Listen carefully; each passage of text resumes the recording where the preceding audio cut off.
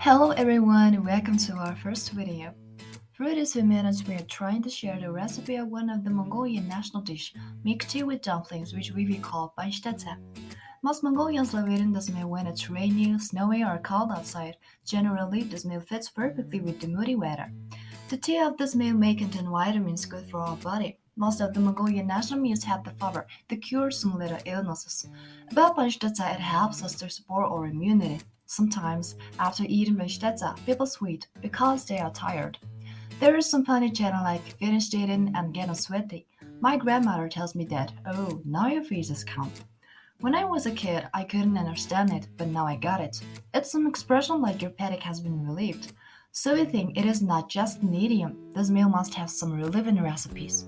Also, there is more interesting and important information about this meal. Panchtetea has been included in the UNESCO list of sustainable food recipes.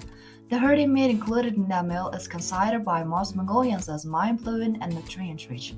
Additionally, elderly nomads swear by panchtetea with 7 dumplings can cure for anything. There might be a secret part about that panchtetea we don't know. So let's start preparing for a delicious panchtetea. God, that sounds amazing and delicious. Okay, before you make it, you gotta have to prepare your ingredients. I mean, who else can prepare your ingredients before making a dish? You know what I'm saying? So, prepare 2 liters of water,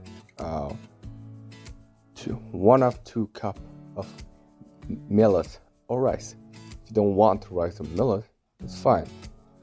You can just make it with only dumplings. Next, add 700 grams of milk, 1 small teaspoon of green tea, and if you like fat, slice lamb's tail, fat very thinly, perhaps 5 to 7 pieces, plus 100 grams of dried meat, or we Mongolians say bort, and 35 to 50 pieces of meat dumplings. And for dumplings, you can stuff them with any meat that you want. For the last couple of ingredients, add 1 teaspoon of ghee oil, 1 bread, didn't think that bread included would be that meal, and 200 grams of butter. And there you have it, the ingredients for this beautiful meal. You can take out any ingredients that you don't like, or you can add ones that you love, but it's essential to have milk tea and dumplings. Finally, let's start cooking. We introduced all meat ingredients. How interesting! Let's make dumplings with us. Firstly, keep meat away from the bone and chop the meat. You need to combine all of ingredients with meat. After, it looks like that. So it's time to make dumplings. We need to make the dough. In a large bowl, combine the flour, 1 teaspoon of salt, the warm water, and you can add additional things and mix until well combined. Roll out dough on a floured surface and knead until it's smooth. Dough rested enough when chopping and making seasoning. In addition, slice the sheep tail several pieces. Divide the dough into 4 equal parts. Roll out 1 piece of dough into a thin log and divide 6 or 8 pieces, depending on the size of dumplings. To assemble the dumplings, add roughly 1 heaping tablespoon of filling to the center of dumpling wrapper. With your finger, lightly coat half of the wrapper. Fold the half of the wrapper over the filling and using your fingers, plate the edge to seal. So we hope dumplings tasted so good. Cool, we made our dumplings successfully. So it's the final stage of making our milk tea with dumplings. First, we fry lamb's tail fat with millet or rice. After frying it well, it tastes good. Then add some water and boil with packet tea. In the meantime, you can add the ingredients you want to add, such as dried meat, ghee oil, and butter. Don't forget the most important seasoning is salt. Then add some milk and with dumpling boil for another 10 minutes. That's already our delicious milk tea with dumplings. Milk continues to be a very important part of Mongolian diet. It's very interesting that you tried. That's incredible, love. But hold that thought. Before I forget, let me share a different part about Mongolia. What do you think about Mongolian typical work environments? Do they work in the same conditions as other countries too? How much salary do they are paid for where they work, and how many hours typical employees work in a day? So let's start with the salary. In Mongolia, the average salary of men and women has increased to 1,326.2 thousand rubles and 1,109.6 thousand rubles from 69.2 thousand rubles in 20 years. Not only in Mongolia, but in every country, how much the employees must be paid depends on the features of their profession. The highest paid job in Mongolia is the surgeon. The job duty and responsibility are harder than any others, because surgeons are working for people's lives. And most of the time, the private sectors pay for their workers more than the public sectors. The minimum wage is registered at 420,000 rubles. Also, every price and wage around the world depends on the inflation of these economies where that is counted. In recent years, the world economy is going through a difficult path that also affected the salary. As a result, it shows that the world economy affects each other. However, being paid higher in America cannot still change the wage range in Mongolia. That's pretty tough. Aside from salaries, there's a big problem: how to get a job. And just thinking about it makes me very tired. Nowadays, to get a job, you have to pay a certain amount of money or bribing someone to the job you wish to get in, or enter to the back door or to the company or corporation. Just easy, right? No one expects the world to come like this. This is just straight out of a movie, like Korean drama where MCs inherit the company and there will be many obstacles that will try to stop it. And the CEO of the company supposedly his grandpa or grandma or long lost parents. Now for upcoming economic increase, a better job means a better salary, and better salary jobs are private companies, public companies, and official jobs like police, doctors, And even with these jobs, you can't even buy your everyday groceries. Some people are even putting debt to buy a loaf of bread. Speaking of the salary, I was working in the promotion of beauty. I didn't work typically like other countries. I worked overtime because I didn't research the work hours and couldn't receive the overtime pay. How much time do people around the world work? In many countries, today people typically work 40 hours a week. Working time may vary from person to person, often depending on economic conditions, location, culture, lifestyle choice, and the profitability of the individual's livelihood. In developed countries like the United Kingdom, some workers are part-time because they are unable to find full-time work, but many choose reduced work hours to care for children or other family. Some choose it simply to increase leisure time. Except Mongolia, other countries regulate the work week by law, such as reflecting how many times you should work, minimum daily rest periods, and annual holidays. Some institutions of Mongolia, who were working overtime by employers, in other hands, trainers worked in internships more than 40 hours a week and usually didn't receive their salary. In Mongolia, people usually work an average of 10 hours a day and who earn the salary 8 hours of working. A week, workers are spending 50 hours in the work office.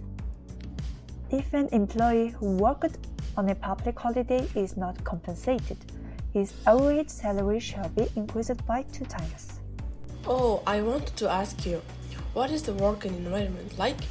Before the 1990s, the workplace was a rigid place where employees conformed to cultural norms like wearing a shirt and tie and working 9 to 5. Employees used to spend most of their time in the office working under a manager's direction. Today's modern workplace, though, is a fluid, casual environment where work-life balance is championed. Employers have found that the old rigid style of thinking reduced efficiency and couldn't meet new age challenges, like employees collaborating effectively over long distances. The modern workplace environment has a blended workforce is becoming more responsive to problems less tied down to physical locations. The workplace continues to evolve in order to meet the needs of both employees and employers. As connectivity increases, so do the number of platforms which employees and employers communicate on. This can pose problems for teams that are working in the same office, let alone those that are working and communicating remotely. The modern workplace trends described above are some of the most prominent new changes experienced by employees and employers. We went for about Mongolian working environment, right? How much do you like to study about history? Well, I've been curious about Mongolian history since I was in middle school. The discovery has helped us to know more and connect the history between them. I like the deer stones. There is nothing hard to understand about how deer stones are like their names. They are the paintings of deer on the stones, because their name comes from their carved depictions of flying deer. There are many theories to the reasons behind their existence and the people who made them. In my opinion, they make me amazed how the ancient people found out painting on the stones and had led it as a historical artifact. Maybe in their free time, there were people who liked to paint like we are nowadays. And obviously, there is no paper or pencil, so the ancient people had used their own chains at a time. As a result, they had no idea that the things they used to do in their spare time will remain as history to their future generations. Their stones are unique monuments dating to the Bronze Age and the early Iron Age that are found mostly in Mongolia and in some Central Asian countries. They are usually constructed from granite or green stone, depending on which is the most abundant in the surrounding area. Their stones have three ornamented anthropomorphic sections that are a face, torso, and lower body section. The size of their stones range between 1 to 4 meters in height and 20 to 40 centimeters in thickness and 30 to 80 centimeters in width. Researchers believe that these sophisticated statues, which require enormous support and skill, were dedicated to leaders and great warriors of the tribe. Therefore, on the bodies of the tombstones, there are engravings of various types of weapons such as daggers, grindstones, mattocks, bows with cases, spears, shields, and mirrors, as well as belts with decorative patterns. So, what do you know more about deer stones discovered in Mongolia? To be honest, I don't like this kind of things because it is so boring, but also has a lot of information and all kinds of ideas that scientists believe how to build. And since you're asking me about it, I guess I have no other choice. So, their stones, also known as reindeer stones, are ancient megaliths carved with symbols found largely in Siberia and Mongolia. The names come from their carved depictions of flying deer. They have varying heights. Most are over 3 feet tall, but some reach a height of 15 feet.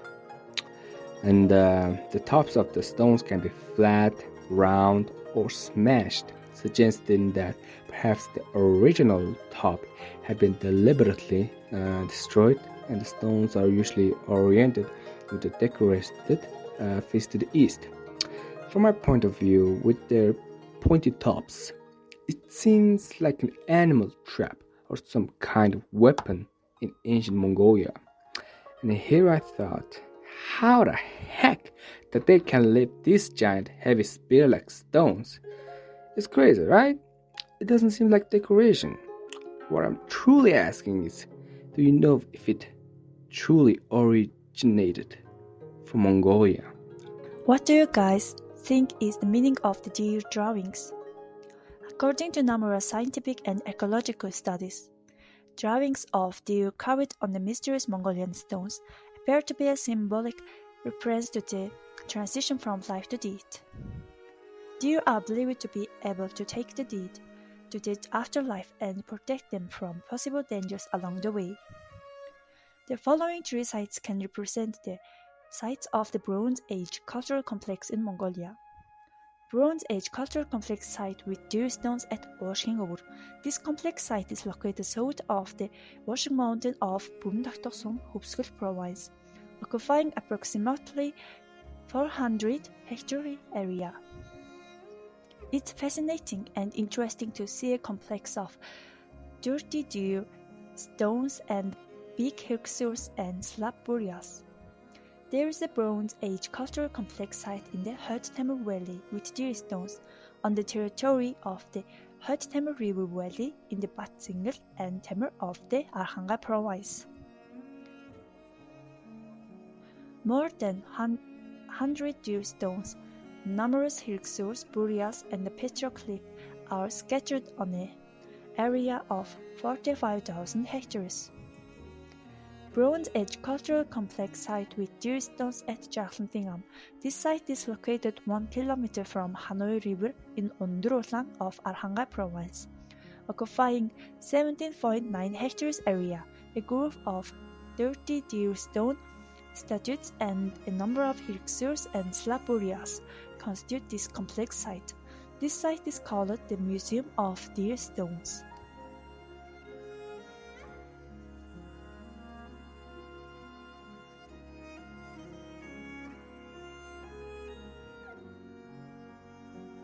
What do you know about Washington Deer Stones? Location is the northern bank of the Morung, 16 km west of the modern town in Hupskul province. Washington is the Bronze Age site containing 14 upright carved stones with the heights of 1 to 4 meters, 20 to 15 centimeters thick, and 30 to 100 centimeters wide. Washington deer stones are considered the best kept and clearest carved ones. Some 600 deer stones have been found in Central Asia, 500 of them found in the territory of Mongolia. Deer stones are the first monuments of humans. The earliest of them belong to the 13th to the 9th century BC, while most of them date to the Bronze Age. On restored standing stones, pictures including the sun, the moon, belts, knives, and jumping deer are carved fantastically. The deers are stylized with the beard beaks, some of them gouged with brilliant horns depicted as flying between earth and heaven. Besides the deer stones, the valley is dotted with some 1,400 tombs, and an offering site hixurs will be seen here and there. Among the 14 deer stones, one stone topped with a woman's head is special, as there are only a handful of such deer stones in Mongolia. Thanks for watching our video. Goodbye!